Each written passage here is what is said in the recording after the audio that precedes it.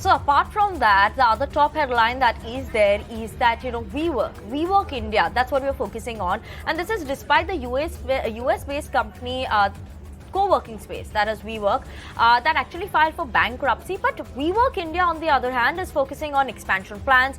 They are on track to achieve their expansion plans. The company is adding a new space now in South India, and the firm which Bangalore-based real estate major, that's Embassy Group, holds around 73% stake and said that it has signed a lease agreement for 2 new buildings. Now, in these 2 new buildings, that will have collectively add over 4,000 desks spread over 272,000 square feet, and to its existing portfolio is what they'll be adding to. And they are currently present in around 50 locations, across 50 locations in 7 cities, with more than 6.5 million square feet of assets. So 2 more additions coming in on this front as well. They are adding a new space in South India, and that is something that is exciting in terms of WeWork India, and this is despite how WeWork US is actually filing for bankruptcy.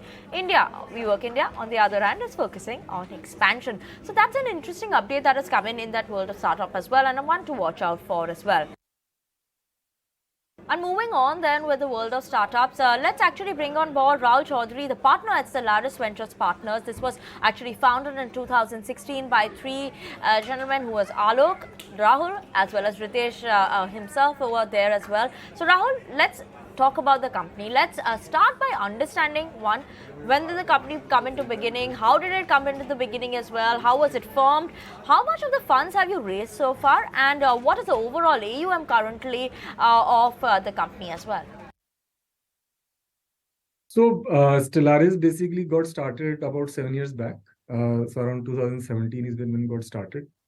And this is when, Alok, Ritesh, myself, all 3 of us came together in 2016. The fund got started in 2017, and that was about $80 million fund. And then we raised another fund, which is where we're investing out of. That's about $225 million. As a platform, we only do early stage. So we enter at seed and series A. And then we follow on in the companies that are doing well over a period of time. And we are interested in companies that are using technology as either an enabler or a product as part of the business model. So, when I'm looking at the portfolio that you all have and that you all count in terms of the startups that you all have, one is Mama Earth, Whatfix, and many more that are there in your startup portfolio as well. What is the guiding principle one of the company, as well as how many startups do you have so far? So our guiding principle, and most of our money is external money. So we raise money from other investors who are investing in us because they want an exposure to an early stage venture portfolio in India. In that sense, we are a high risk, high return outcome kind of a situation. And given that, the investment philosophy is to invest behind companies that can become large. Now we go wrong a lot of time, but at least when we come in, we need to have that belief that these can be large outcomes. And hence, for the winner companies, we are able to generate return for our investors. The other guiding, at least thought process, is that India as a venture landscape over the next several decades will continue to grow. If you look at the market cap of tech companies in India as a percentage of our stock market cap, and compare it to, let's say, US or China, we are far, far behind, and there is only a positive trajectory there. So at least the fund, we want to participate in that growth trajectory for the startup ecosystem that we'll see over a period of time. As I was earlier saying, we only do early stage, so we are very focused. We are also very top-down thesis driven. So about 80% of what we do when we invest in a company, we already have a view on that space. And then we go and look out and find the best founders in that space and then invest behind them. When we do invest, we are high conviction driven. So we are active. We get on the board seats. We help portfolio founders wherever they need help, be it hiring, brainstorming on business models, fundraising, and continue supporting them over multiple rounds. Rahul, let's just focus a bit more on the India ecosystem and the startup ecosystem as well. Because as a time, when we've been seeing funding winter, bleak funding session that has been going on for some time now, with money drying up, not only for late stage but also for early stages as well, where we're seeing a bit of a difficulty in terms of funding. What is your view coming in on this? What are the challenges that you are seeing coming in to raise from venture capitals as well? Could you give us an understanding in terms of this India's eco startup system as well? So India is, on a cusp of a very interesting point where if you look at global markets, India is one of the most thriving ecosystem beyond US. We have a population which is young, income which is rising, tech penetration which is growing, a lot of digital infrastructure that government has already put in, be it UPI, be it account aggregator, be it GSTIN, now ONDC. So a lot of those infrastructure allow digital companies to get created. And then talent. We have one of the best tech talent in the world. Again, allows us to build not only for India, but for the global market. And then there is a string of, I would say, since 2010 onwards, string of founders who have shown success. So earlier it used to be talent coming from larger MNCs. Now there are talent, coming from existing large startups, be it Grow, be it Paytm, be it Make My Trip, Delivery, and so on. So a lot of things check out for India, market, talent, and capital wise. I think one of the questions that a lot of investors have had is, can one get, can we get profitable companies get created by venture capital, and can they exit and create large outcomes? I think some of the recent IPOs, which are venture-backed IPOs, be it Zomato or Paytm, and now Mamaearth, still early, but are showing again, I would say on projected trend that it is possible to build large companies in a small frame of time with venture capital money. So I think that question is kind of getting answered, and hopefully over the next few years, I'm very confident that a lot more such events will happen, which kind of completes the venture capital cycle of investing, growing, and then returning money. And not only Mamaearth, I think we are quite excited about several other companies in our portfolio. As you mentioned, WhatFix, again a company that is going very well. Propelld in the lending space, Kiwi in the credit card space, Zook again in the brand space, and so on. Okay, let's just start talking a bit more in terms of the investments that you have recently made in the startups. What is looking attractive to you? Where do you find some promising ideas coming in the world of startups? Yeah, so let me start with the themes first and then the names underneath that. There are 6 themes that we are investing behind right now. Some of them being secular themes, nothing new about them. So we are very bullish on global SaaS companies from India. We really like the fintech space. We like B2B marketplaces, and then consumer tech companies. So these are 4 areas that we invested in Fund 1, and then we are investing and doubling down in Fund 2. Then there are 2 new areas that got added. One is companies that are native Gen AI companies. And then there is sustainability as a space. And in that context, let me pick maybe one name from each one of these 6 areas. So in B2B marketplaces, we have companies like Rigi, which is building in the creator economy. In the fintech space, we have companies like Kiwi, Rupee Card, which are building the credit card space.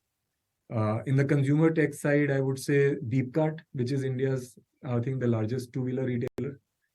Zook, which is in the consumer brand space.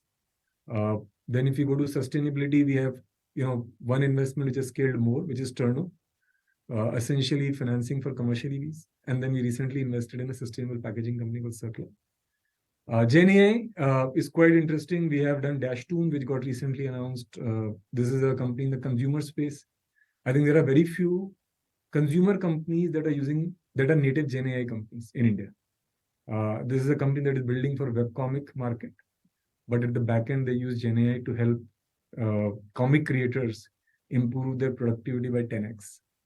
And then there are a few on the dev tool side and so on. But these are some of the names that, we are still early in our fund too.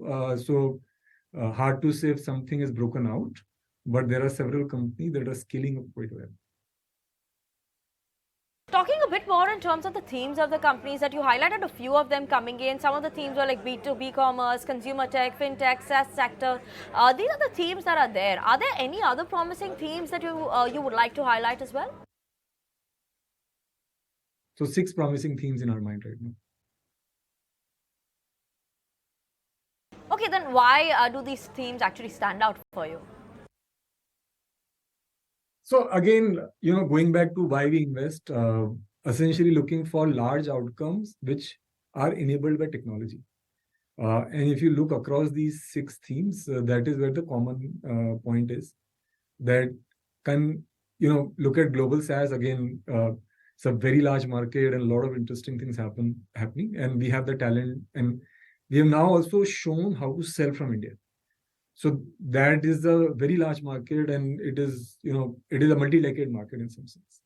Sustainability was not a very positive, or I would say was not a very clear theme on our mind in first one, and not to do with demand. Challenge was anybody willing to pay for that extra effort. But we are seeing with adoption of EV, with the whole global recognition of moving to more climate-friendly choices. And we see it globally right now in Europe and US more, where large corporates have sustainability teams sitting inside in the central office. But if you think of what is happening to the planet, I think over the next 5 years, we'll see a lot more commercially viable companies that will come up. So the problem is large challengers who will pay for it. But I think both customers and regulator, the way their minds are changing, there will be more commercially viable enterprises there. And GenAI, I don't need to explain to you. It's like internet, mobile phone, and then now GenAI. These are like technology layers that are being built or platform being built. We also can't imagine what can happen, but we are already seeing founders who have the imagination, and we would love to back them more and more. Actually, these kind of technologies can change, how business is done, how consumers consume products and all. And if anybody can succeed, it's again, as I said, a large company that can be built out there.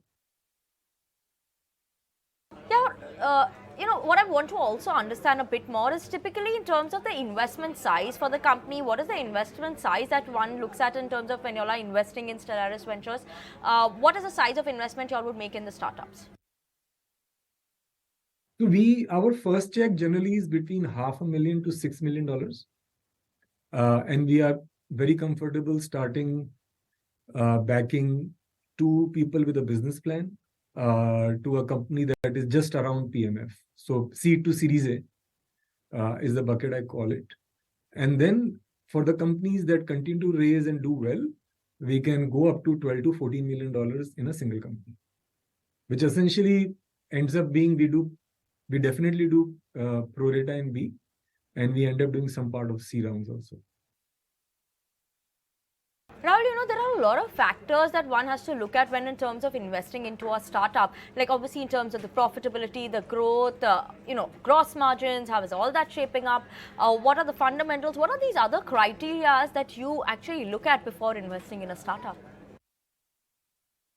So very interesting point. As a firm, if you look at, I would again urge you, if you go to our website and look at 75% plus of our companies, when we invest, we already have a business model and a margin structure in mind. What that shows is that we hesitate to invest behind founders who don't have clarity of how will they build a sustainable business. Now, that may not be the only investment style. There are other investment styles also. At least as Stellaris, we are much more comfortable, and we're better at selecting those founders who have sustainable business in mind. So now they're not profitable when we invest, and they won't be profitable for a few years till after investment also. But we are okay with that. So the way we think of it is first get revenue, which has margin structure. So let's say gross margin. At some point of time, then you start asking, how does it look like on a running basis after the customer has transacted with you a few times? And then you start looking at transactions, post-marketing and post-fixed cost also. So it's a gradual line, but founders need to have that view when we are investing. It's very important for us. And that's reflective in most of our portfolio companies who have scaled up also. Okay, thank you so much, Rahul, for joining in with us this evening on ET Now. It's a pleasure having you on the show, and thank you for explaining us everything that is happening in the world of startup. What's looking exciting for Stellaris Ventures Partners as well. Thank you so much, Rahul, for joining in with us.